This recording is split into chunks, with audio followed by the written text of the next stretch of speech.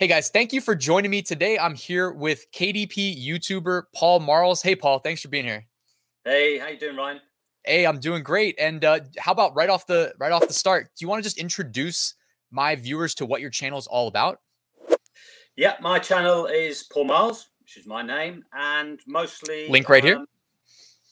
excellent. I mostly concentrate on KDP publishing low content and no content books. So I look at all the, how to create covers, interiors, look at all the resources, and how to get your books listed on Amazon, basically with keyword research, that type of thing, and hopefully get people earning money online with it.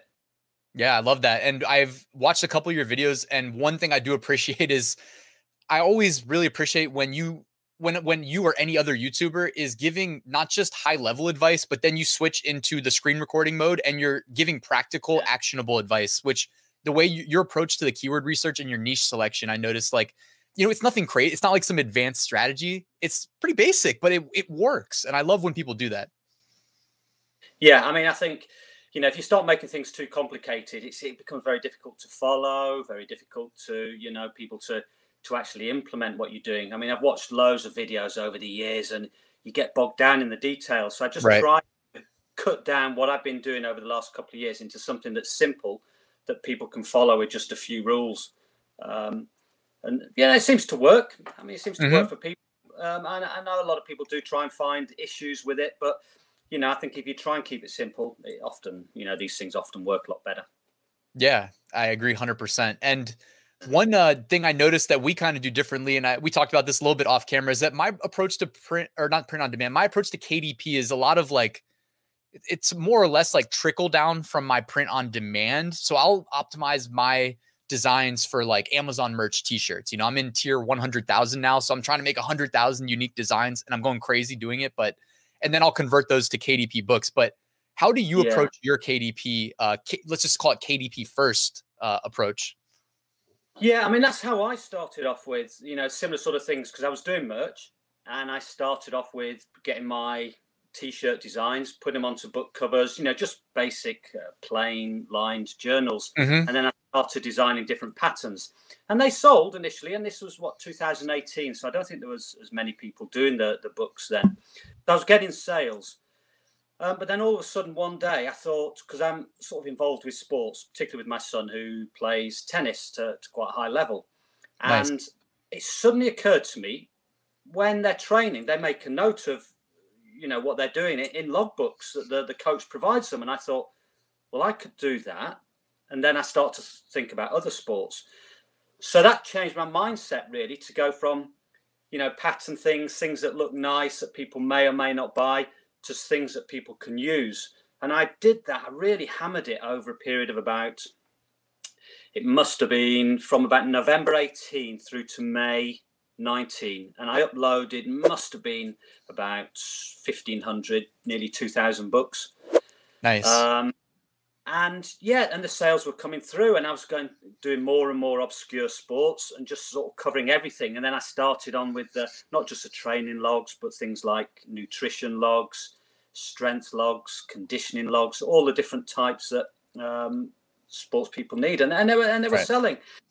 And then I got into the business side. I noticed that. I thought, well, I'll just continue creating books that people want to use, i.e. give the market what it wants. And I noticed that lots of business logbooks were selling, like accountancy logbooks, boring niches, if you like, nothing exciting. Who cares if it sells? That sell regularly and all year round. And I started targeting those. And then sales just went up and up and up.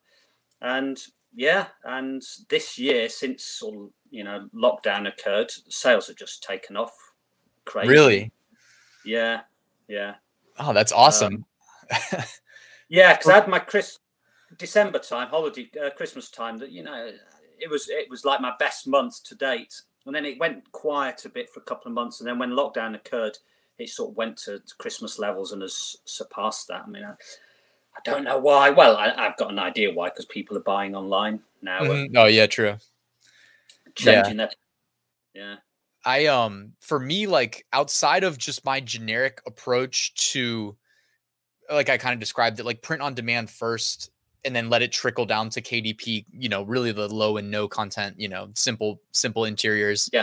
The only one that I really like manually attacked was more geared towards like, you know, because I saw it selling so well, honestly, using programs like BookBolt to do product research. Like I was doing a lot of corporate like gag gifts, white elephant, you know what I mean? Like office funny, you know, because people back before I quit my day job, I was working one of those jobs and like, yeah, everybody's carrying around these notebooks. You know, I didn't honestly ever write anything by hand. I was a straight up computer guy, but yeah.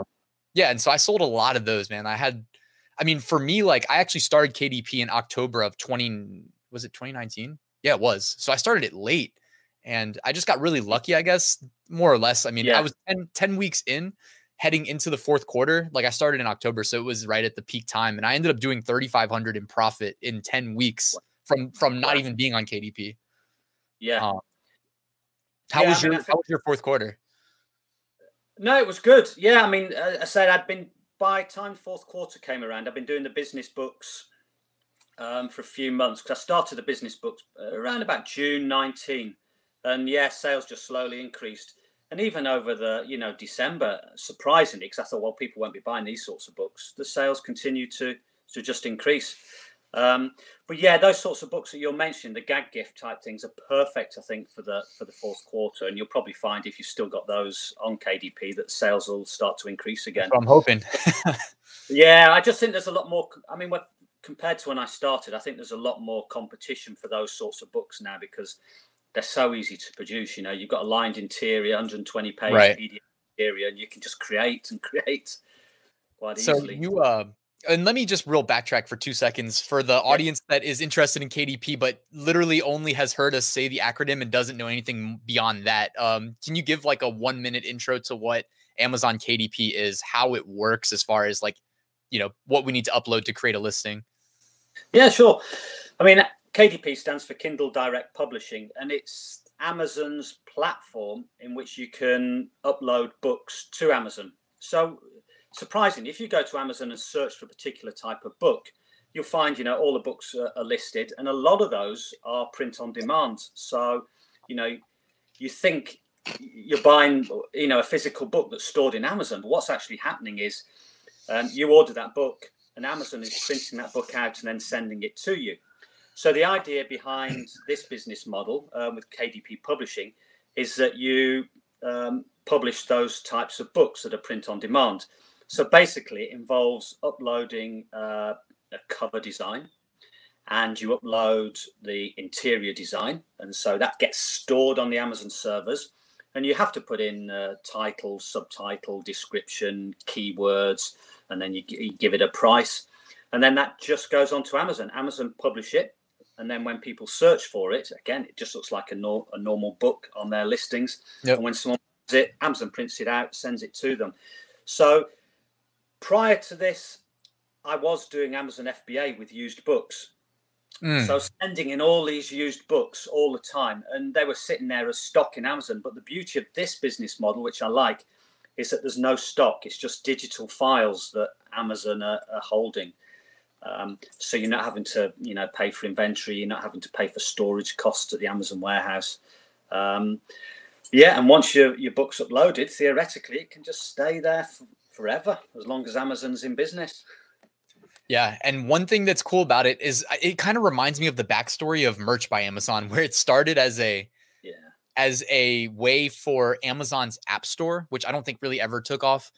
I think, it was for app developers to sell merch for their apps. Eventually Chris Green, I think, was the first person that everybody, I think, has heard of that was like, hold up. What if you don't have an app, but you just start selling t-shirts on Amazon and they do all the work and we just get paid a royalty? And then next thing you know, he's made a bunch of people probably millionaires if you were early on. And this kind of reminds me of that, because I don't know. I mean, I don't know firsthand how KDP started, but I imagine it was them thinking inside the box, like, oh yeah, book writers, authors, you know, they'll come here and they'll write novels and then we'll sell the novels. But then of course someone gets creative with it and says, well, hold up, what if we just uploaded like lined paper interiors and, you know, wrote funny covers that you can sell as like office gag gifts, or, you know, put a unicorn on it and make it like a birthday present for a young girl or something. Yeah. I mean, the first time I heard of KDP was in 2013, around about December 2013. And my job, I was working full time about 4 or 5 days a week, and it was for the government. And suddenly work went down to 4 days a month. And I was like, got bills to pay, mortgage to pay. So I went online because I've always been interested in earning money online and doing various things. And I decided to publish short stories. And from that December, for about 6 months, I published short stories. And actually, one of them made quite a lot of money. But Amazon then changed their royalty system, how they pay the royalties down. Because it used to be you got a percentage of your book. And then they changed it to number of pages read. And for a lot of publishers, income just went down. And it was the same for me. So when I came across this business model, I was already familiar with it. And it was like a light bulb moment. Of course, it was obvious. It was just, you don't have to sit there and write 17,000 words. You can just create something and publish it literally within hours. I mean, if you've got the interior file, you can just do the cover and, you could publish within half an hour, really, once you're into the system. So, I mean, it's just a bit of a light bulb moment. And in terms of low content books, if you look at a lot of them on Amazon, it seems like most of them are only being published since about 2016, 17. So it's quite a new thing. Probably similar to merch. I think that started in 2016 as well, didn't it? I think it might have been end of 15, if I remember correctly. All right. Okay. I could be wrong, but I know it was 16, 15-ish, right? Early 16, maybe. Yeah, because I think I was about a year behind. I started 2017, the time of the eclipse, because I did loads of eclipse t-shirts. Oh, nice. Yeah, that was the first time where I was like, man, like you heard the story of that one kid who sold all the glasses and actually had it done correctly and had enough inventory, and he made like millions and millions. Yeah. And then I was like, man, I got to start thinking outside the box. And then this year happened, and with the coronavirus and everything, I was way ahead of like most people, definitely the mainstream, as far as like researching it, because the school I teach at a university in where I live, and this one kid, I mean, I don't know the kid, but they said that he might have it. He's straight out of Wuhan, and we have a lot of international students, and so like I had to research it, and I was thinking like, this is my eclipse moment. This is my eclipse moment. But then they were saying like countries were stopping exports back in February, even though the mainstream media wasn't talking about it. Like they were stopping exports of like all the drug precursors, the masks. You knew it was going to be something serious. So I couldn't get the masks, and I kind of missed out on from an FBA perspective, but also Amazon, they wouldn't let people list those products anyways. They literally shut it down. So it was good that I didn't drop a bunch of money in that as well. Yeah. I just had a feeling something would go wrong there. But with KDP. So now that we've covered the basics, I really wanted to ask you about like where you're getting your interiors from. Cause I'm personally like, I don't like to spend time building out my own outside of like maybe like funny cover pages. I like to use the pre-made ones. So where are you going for your interiors? Or are you making them?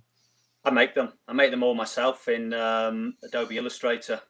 So, and I just go online. I go onto Amazon, look at what other people are producing, see what's good, see what's not as good, and then sort of create something that, looks pretty good. I mean, mine are really basic. I mean, it's just literally, these sorts of books are just tables. So I've got lines that I just join together, heading, that type of thing. Some of them take a little while to produce, but really it's so simple. And because I've created them now in Illustrator, it's very easy to modify each one for a different type of book. So, might have one in accounting or, various types of ledgers, that type of thing. Most of them I create myself. If I do, the ones that I have used at Premade are all off tangent templates. I don't know if you're familiar with that. Yeah, I have an account. Yeah, I mean, those are really good.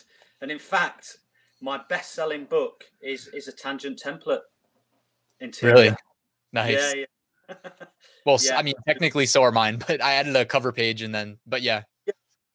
And they're really good quality. And again, you can edit those as well. They make them so that you can download the sort of Illustrator file, a vector file, and then just, But these interiors, you can edit them in PowerPoint, Keynote, Illustrator, Photoshop. They're dead easy. I've done some videos on Bose Publishing, if you've heard of Luke Bose. He does like really nice KDP generators for interiors, and they're mainly in PowerPoint. And it's crazy what like all the crazy different puzzles you can make and stuff like that. I'll not come across. Yeah, I'll send it to you. It's really good stuff. I mean, he's like a KDP wizard, man. It's really impressive. Luke Bose, B-O-S-E? Bowes. He's got like a PowerPoint. Like you should talk to him. I'll connect you to, because it'd be relevant for your channel and your viewers for sure. Yeah. So I want to ask, when you make an interior, on average, how many books do you aim to create? Like how many listings from one interior? It's normally about 4. Okay. 4. Yeah, it'll be 4. It's normally, I have my standard cover, and then I have a variation in a couple of colors, slightly different design, and then I have one cover that appeals to females, so it'll be a sort of a pink cover. Gotcha. And that's all I do. Yeah, 4.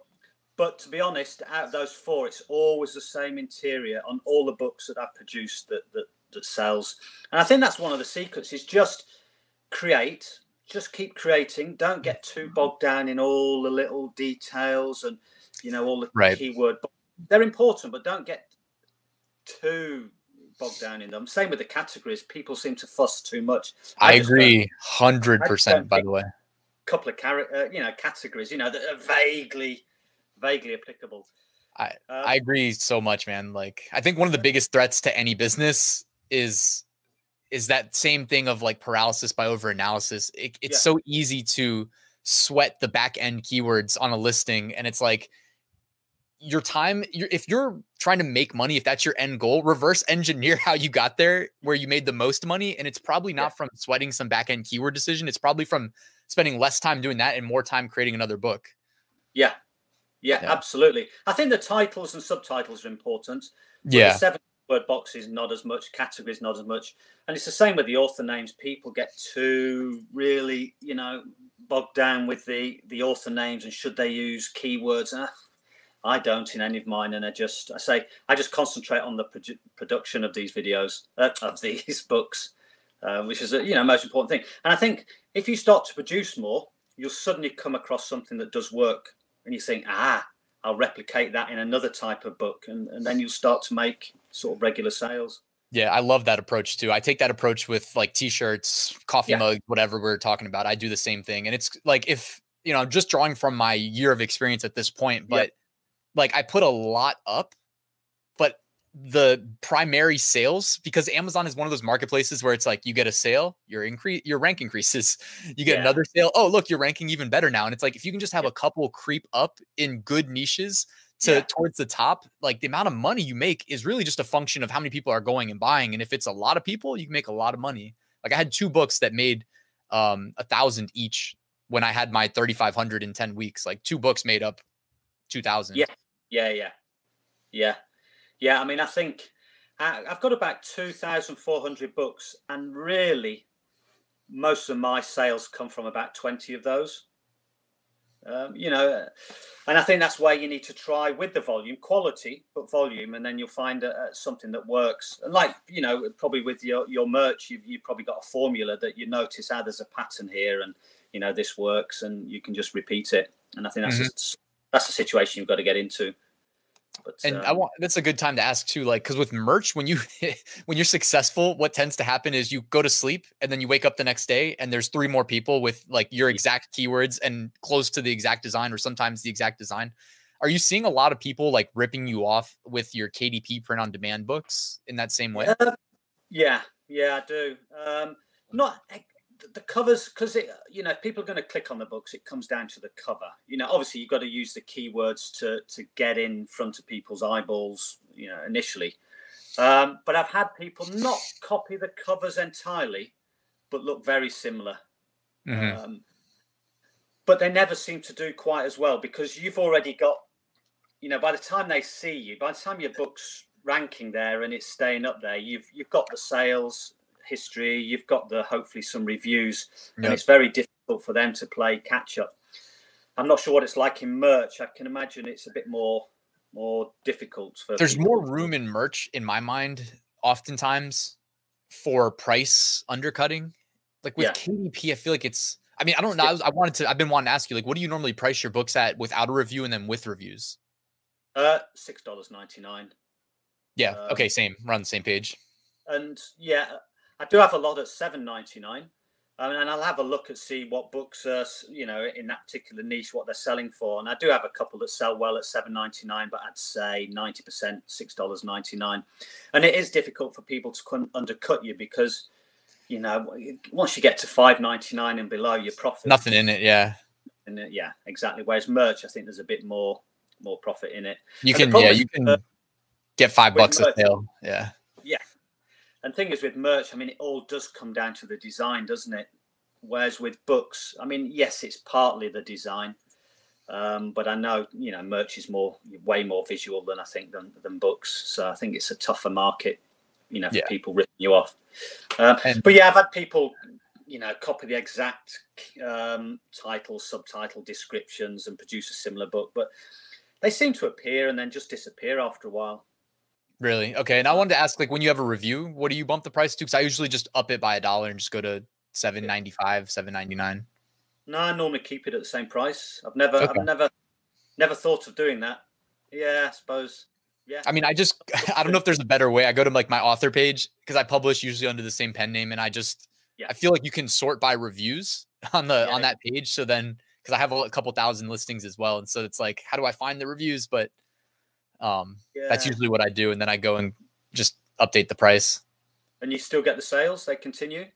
Yeah. I mean, for me, it's like, I don't know. I mean, I could be wrong in this approach. I mean, I guess it depends, but in general on Amazon, I feel like you get a review. You've already got sales velocity, so hopefully you're ranked, and then you pop in search results next to listings that don't have reviews that are in the same niche. Even if it's a low review, I'll still up the price usually. Interesting. I might have a look at that. I know it's quite interesting. I attended a webinar on book bolts last week, and there's a tool in there where you can see the bestsellers ranks and how it varies with sales price. And when authors were reducing the sale price, the bestsellers rank just went up. They just lost sales. And as soon as they increased the price, they started making sales again. And I've noticed that because I'm in a niche where. Wait, did you mean that reverse? Or did you mean that reverse? Yeah. Like, do you mean like price, low price, more sales? Lower price, less sales. Wait, isn't that weird? Yeah. Well, I think it's, from Amazon's point of view, if they know they can get sales from your book and you increase the price, they know, I suppose, are they making... Well, they make more money. Yeah, it's dynamic. Their fee is dynamic. So they make more money when we make more. Yeah. So it kind of makes sense that they would push your book a bit more if it was more expensive. And one of the niches I am in, I'm about $1 more expensive than all the other books on that first page. Yet my book's number one with more reviews. It seems as though, and I started to think, well, whether, they push your book if you're selling it slightly. Pricing psychology too is a real thing. If you're the most expensive one, even if they're all made equal from the customer persona who has no clue what KDP is, they may think, oh, it's only $1 more to get the best, the premium option. That's $1 more. Yeah, I'll take that. Yeah, no, absolutely. And I say customers don't know that they're all KDP books. They're just all different books to them. So yeah, they can, see something a bit more expensive and it equates to quality. Yeah. So. All right. So Paul, this is going on about 20 minutes, which is the sweet spot for most of my interviews. Is there anything you'd like to leave my audience with as far as like KDP, or do you have like a playlist on your channel, for instance? Like I have one on my channel. Do you have anything that you would want to send them to get started with KDP? Yeah, well, I'm just about to put a lot of my videos into playlists. So, those that sort of getting started, those who want to create activity books. So yeah, go along, and I say, hopefully within the next day, they should all be in playlists. And I think the thing is, I've got a few videos on how to get started, how to create a cover for free, how to create the interiors. But, you can get most interiors free now online, places like Book Bolts, that type of thing. And I think the secret is you just got to dip your toe in the water. Don't get too worried about the details. Just start producing. And things will work. I like that advice. KDP has a lot of moving parts, like more than merch, and it's like you gotta, in my mind, it's like sit down, have at least, let's just say, to start KDP with no knowledge of it, give yourself like 3 hours minimum, Yeah. maybe more. And just because the upload process is probably the longest one I've ever seen for anything print on demand. And yeah, it's just, I remember I dedicated a weekend to it and just went all in and came out feeling good though, you know?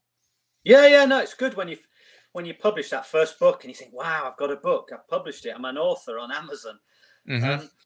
But yeah, stick with the line journals, I think, to start with. Just do the plain line journals, get used to the whole system, and then start to look at other types of logbooks, activity books. I think a big one over the next few months is going to be the homeschooling type activity books. Yeah. It's going to be huge because I suspect we'll probably go into another lockdown again, and then parents are going to be buying these handwriting books, story journals, activity books for kids at home. They'll be big. Yeah, agreed. And also, I mean, check out Amazon Ignite if you've never heard of it, because they kind of go hand in hand. You could probably double dip there, sell on Ignite. Ignite is like digital education resources. Yeah. And then, just honestly, double dip, sell it as a KDP interior too. I like more coverage. So yeah. Unfortunately, that's only available to US customers at the moment. Amazon I didn't know that. Yeah. You can also put these interiors, particularly the activity type ones for kids, on things like Etsy as well. They sell well. If you can, teachers pay teachers too. If it's educational resource, I mean, that's a good place for selling teacher resources or educational resources. Okay. Yeah. Cool. Excellent. All right, Paul. Well, hey, thank you so much for being here. And everybody, if you haven't checked out his channel, I'm going to put a link at the top of the description, and it's a great place to go for everything KDP. So show him some love. And Paul, thank you again for being here, man. Well, it's been great chatting to you. Thank you very much.